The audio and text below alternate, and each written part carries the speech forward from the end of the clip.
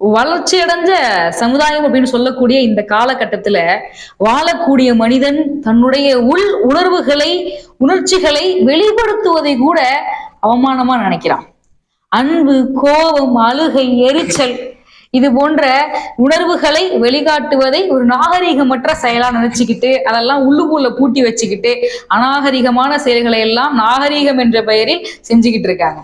அப்படி இது போன்ற உள் உணர்வுகளை வெளிக்காட்டுதலை கூட அவமானம் என்று நினைக்கக்கூடிய மனிதனுடைய மனதை புரிந்த ஒரு கவிஞன் அழகா ஒரு கவிதை எழுதியிருந்தாரு இன்றைய கார்ப்பரேட் உலகத்துல வாழும் மனுஷங்களுக்கு.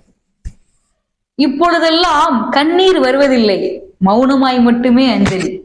நெஞ்சில் எழும் வலி ஏன் விழிகளில் தெரியவில்லை?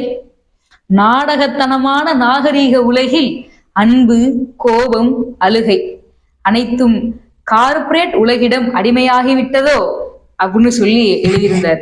அதனால நம்முடைய உணர்வுகளை வெளிக்காட்டுறது, அன்போ, கோபமோ, சிரிப்போ, மகிழ்ச்சியோ இதெல்லாம் வெளிக்காட்டுறதுதான் உண்மையான மனிதன் உண்மையா வாழ முடியும். அப்பதான் ஆனா இதெல்லாம் மனசுக்குள்ளார அடக்கி வச்சுக்கிட்டு அழுதோனா, சத்தமா சிரிச்சோம்